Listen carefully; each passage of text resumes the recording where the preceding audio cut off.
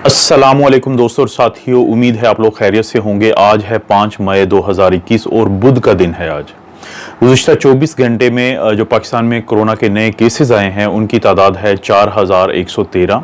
और बदकिस्मती से जिन लोगों की कोविड की वजह से डेथ हुई है वो तादाद है 119। और इस वक्त पूरे पाकिस्तान में जो एक्टिव केसेस हैं वो हैं 84,480। और ये जो सूरत हाल है इसमें पिछले कुछ दिनों से बेहतरी आना शुरू हुई है कि जो नए केसेस हैं वो अब आहिस्ता आहिस्ता कमी की तरफ जा रहे हैं पाकिस्तान में एसओपीज़ को फॉलो करने की वजह से। अक्सर दोस्त मुझसे पूछते हैं कि आपकी नज़र में सबसे जो इफ़ेक्टिव वैक्सीन है वो कौन सी हैं, तो मैं इसकी कैटेगरी में सबसे टॉप पे 3 वैक्सीन को रखता हूँ। पहले नंबर पे है फाइज़र, दूसरे नंबर पे है मॉडर्ना और तीसरे नंबर पे है स्पुतनिक वी। यहाँ पे फाइजर और मॉडर्ना का जो फर्क है वो मैं आप दोस्तों को ये बता दूं कि दोनों अगरचे मैसेंजर आरएनए की टेक्नोलॉजी पे बेस करती हैं और दोनों जो हैं एक ही तरह का काम करती हैं, एक ही तरीके से हमारे जिस्म में दाखिल होती हैं। लेकिन मॉडर्ना के क्योंकि जो एलर्जिक रिएक्शंस हैं वो ज्यादा आते हैं तो इसलिए मैंने इसको सेकेंड नंबर पे रखा है। फिर दूसरा लोग पूछते हैं कि आपकी नज़र में सबसे सेफ वैक्सीन कौन सी हैं, तो दोस्तों सबसे जो सेफ वैक्सीन दुनिया में हैं वो हैं 3। वो भी हैं साइनोवैक की एक वैक्सीन है जिसको कहते हैं कोरोना वैक, और एक है भारत बायोटेक की कोवैक्सिन। क्योंकि इनकी जो टेक्नोलॉजी है वो टेक्नोलॉजी है जो इंसानों में बहुत सालों से इस्तेमाल हो रही है, जो किल्ड वायरस या इनएक्टिवेटेड वायरस पे मुश्तमिल है कि जिसमें वायरस को न्यूट्रलाइज किया जाता है, उसको इनएक्टिव कर दिया जाता है ताकि हमारे जिस्म में जाके वो इन्फेक्शन ना कर सके। तो और इसके अलावा रेबीज, हेपेटाइटिस ए और पोलियो, ये वही टेक्निक है जो उनमें इस्तेमाल होती है, तो यही इन 3 में इस्तेमाल होती है और इसीलिए ये इंतहाई सेफ समझी जाती हैं। अक्सर दोस्त फिर एक और बात पूछते हैं जो कि बहुत अहम सवाल है, वो पूछते हैं कि हमें कौन सी वैक्सीन लगवानी चाहिए। तो उसमें एक बहुत सादा सा इस सवाल का जवाब है कि कोई भी वो वैक्सीन जो आपको अवेलेबल है, दस्तयाब है, आपको मुहैया कर दी गई है, आपका नंबर आ गया है, आपकी बारी आ गई है, तो आप वो लगवा लें। क्योंकि एक चीज़ मुश्तरका है इन तमाम वैक्सीन में, और वो ये चीज़ है कि ये तमाम की तमाम वैक्सीन इंसानों को जो स्वेयर बीमारी होती है, जो कोरोना होने के बाद जो बीमारी की शिद्दत वाली हालत है, उससे बचाती हैं, ये डेथ से बचाती हैं। इसलिए अगर आपको दोस्तों कोई भी वैक्सीन मिलती है, यानी अगर फर्ज करें कि आपको एक वैक्सीन का इंतजार करना पड़ता है 2 महीने के लिए, लेकिन आपको एक और वैक्सीन है जो मिल जाती है 2 महीने पहले, तो आप कोशिश करें कि वो वैक्सीन आप लगवाएं जो आपको पहले मुहैया कर दी जाए। जैसे आप लोगों ने अंदाज़ा लगा लिया है थंबनेल से कि इस वीडियो का जो मेन टॉपिक है, मेन मौजू है, वो ये है कि वो कौन सी वैक्सीन है कि जिसको लगवाने के लिए लोग हज़ारों किलोमीटर का सफ़र तय कर रहे हैं। तो दोस्तों उस वैक्सीन का नाम है स्पुतनिक वी और वो है रशिया की वैक्सीन। ये दुनिया की वो सबसे पहली वैक्सीन थी कि जिसके बारे में अगस्त के शुरू में ही, यानी कोई 11 अगस्त का दिन था उस दिन, तो उस रोज़ जो रूस के प्रेसिडेंट हैं व्लादिमीर पुतिन, उन्होंने पूरी दुनिया को हैरान कर दिया था ये बता के कि उन्होंने अपने मुल्क में एक वैक्सीन की मंजूरी दे दी है। अगरचे ये जो वैक्सीन है इसके अभी फेज 3 के ट्रायल भी स्टार्ट नहीं हुए थे। उनके इस बयान के बाद पूरी दुनिया में, खासतौर पे जो साइंस की दुनिया है उसमें एक शोर पड़ गया। पूरी दुनिया ने मजाक उड़ाया रशिया का और उन्होंने कहा कि ये सिर्फ एक प्रोपेगेंडा है, ये अपने मुल्क को सबसे आगे शो करने का, सबसे आगे बताने का एक तरीका है पुतिन का, जिसके लिए वो बड़ा मशहूर है। लेकिन फिर एक वाकया होता है कि फिर लैंसेट जो मेडिकल की दुनिया के एक अहम तरीन जरीदों में से, एक मेडिकल जर्नल में से एक अहम तरीन जर्नल है, तो उसने फेज 3 के ट्रायल जो हैं उनका रिजल्ट को शाया किया और 20,000 जो रशियन लोग हैं उनके ऊपर ये ट्रायल किए गए थे फेज 3 के, और इन ट्रायल ने साबित किया कि ना सिर्फ ये कि स्पुतनिक वी जो है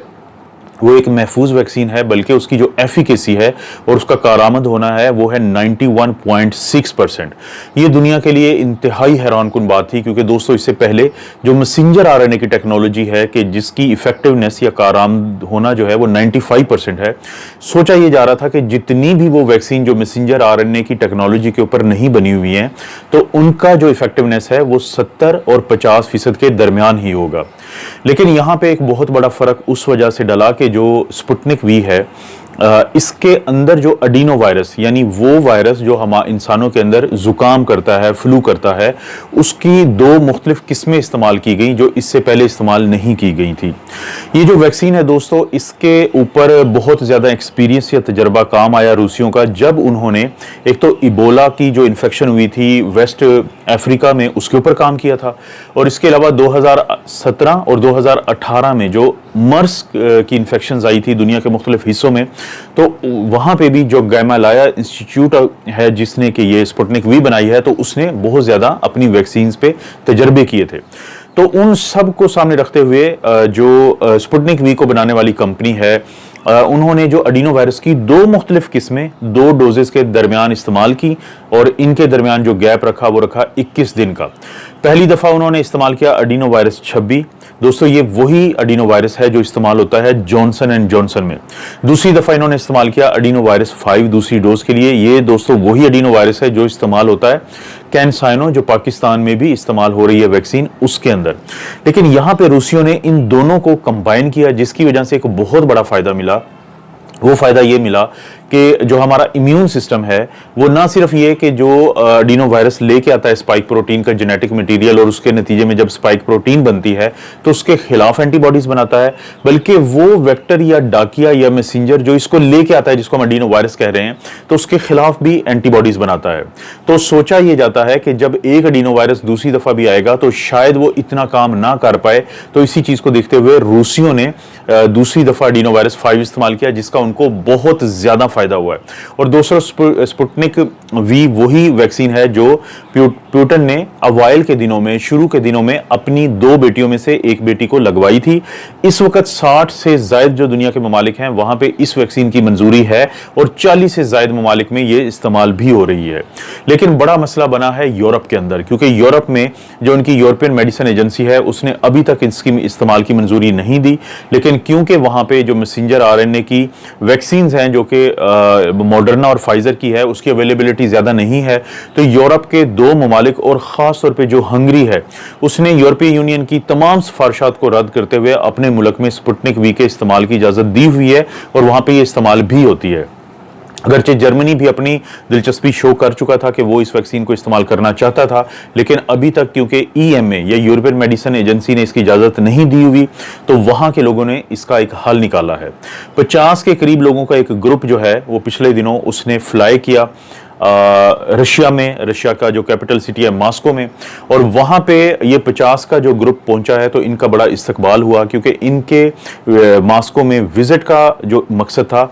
अब दोस्तों याद रखें कि जो फ्रैंकफर्ट एयरपोर्ट है या फ्रैंकफर्ट का जो शहर है जर्मनी का, इसके और मॉस्को के दरमियान जो फासला है वो है 2318 किलोमीटर का। और इन लोगों ने ये जो फासला तय किया, इसका बुनियादी मकसद सिर्फ एक था कि ये वहां पे जाके स्पुतनिक वी की वैक्सीन लगवाएंगे। और इनको कितना